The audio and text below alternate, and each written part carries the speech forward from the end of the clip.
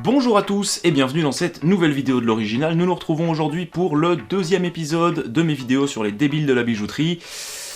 Et waouh, il va encore y avoir du taf. Avant toute chose, ça fait un petit moment que j'en parle, mais vous constaterez que cette vidéo n'est pas full monétisée par YouTube.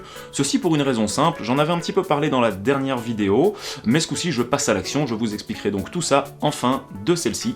Ne perdons pas plus de temps, générique.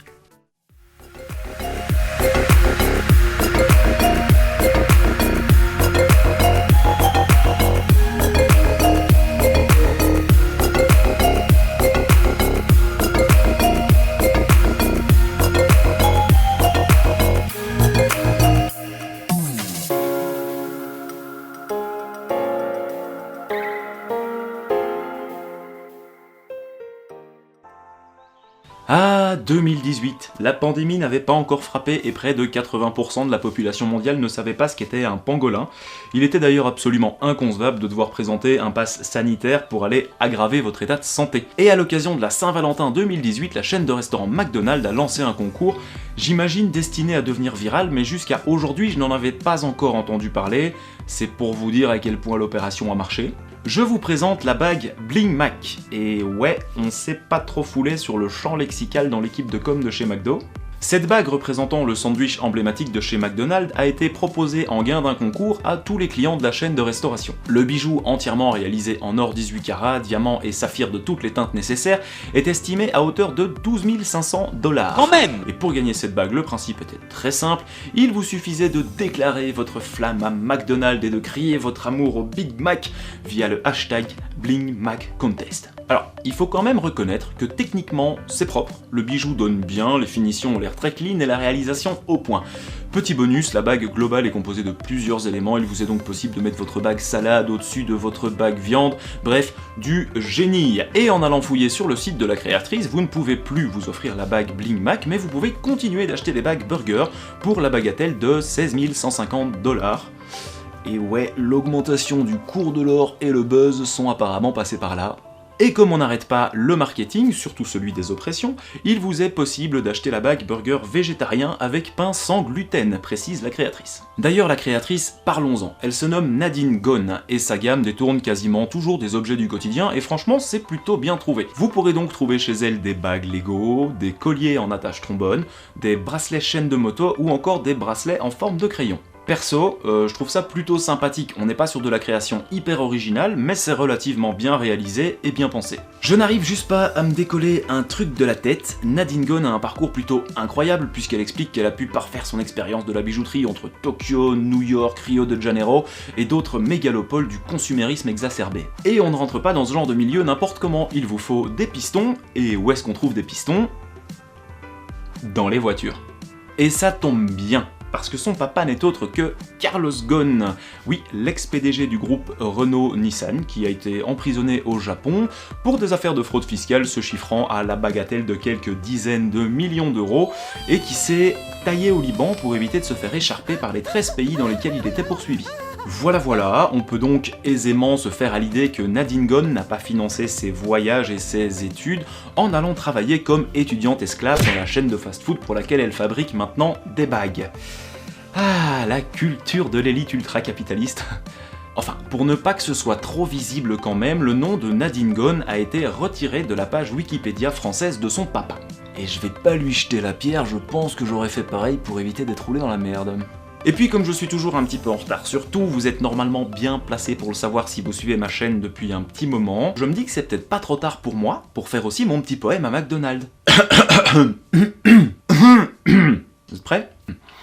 À toi, burger, que je peux uniquement manger quand je suis en descente d'alcool, je te remercie de remplir mes veines de cholestérol. Composé de légumes boostés aux OGM et de viande qui n'en est plus vraiment, je vais avoir du mal à te dire je t'aime car mon espérance de vie chute en t'avalant. Intégralement composé de graisses saturées, de tendons et de ligaments nettoyés à l'ammoniac, c'est moi que l'on devrait payer pour te manger afin de me remercier de m'approcher chaque jour de la crise cardiaque. Tu es à toi seul l'équivalent d'un paquet de sel et d'une motte de beurre, tout ce qu'il faut pour entretenir mon petit cœur. Heureusement que ce fidèle soda te tient compagnie, j'avais un peu peur pour mon taux de glycémie.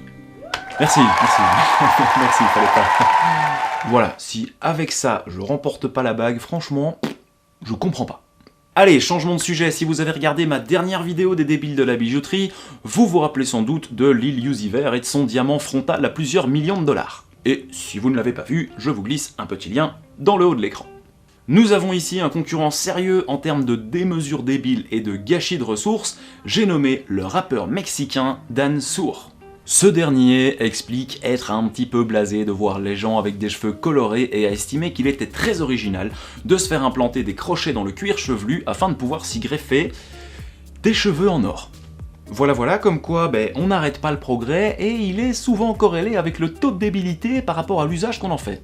Alors, j'ai fait pas mal de recherches sur le gars, mais il est impossible de trouver ni le prix de l'opération, ni le prix de ses cheveux en or. Je vais donc avoir du mal à vous en dire plus, mais il avait parfaitement sa place dans la vidéo.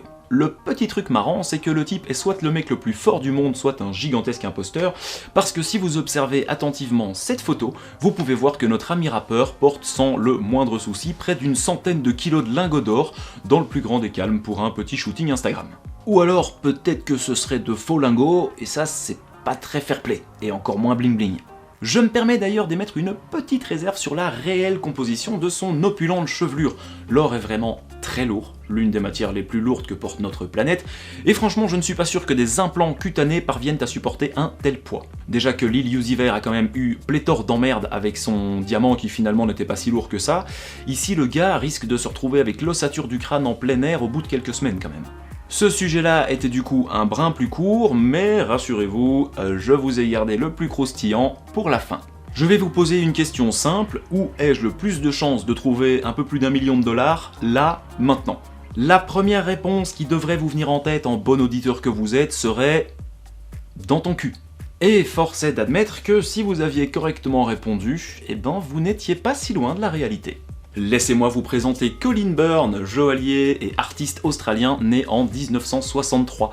Cet artiste a commencé sa carrière à Perth, toujours en Australie, débutant dans une société spécialisée dans le plaquage et la galvanoplastie. C'est à ce moment-là qu'il a décidé de s'intéresser sérieusement au process, et en 1985 il est rentré dans une société de bijouterie où il a pu parfaire son art. Et comme il le dit, trouver une alchimie parfaite entre le plaquage et les objets naturels. En 2004, il se tourne définitivement vers le monde de l'érotisme et ne tardera pas à sortir ses premières sculptures. Il lancera notamment une série baptisée The Seal of Existence, réalisée en résine plaquée de différents coloris représentant des sexes féminins d'où sortent des cristaux.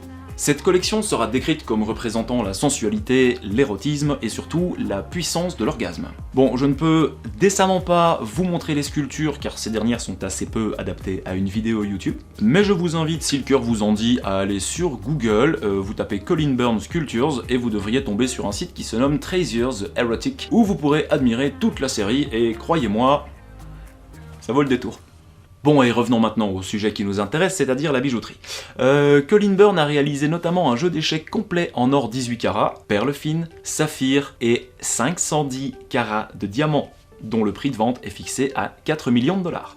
Mais il va atteindre le sommet de l'insolite en créant le sextoy le plus cher de l'histoire. Voici le Royal Pearl, valeur 1 800 000 dollars. Et vous me direz sans doute que ça fait un peu cher pour se l'enfoncer dans un orifice, quel qu'il soit.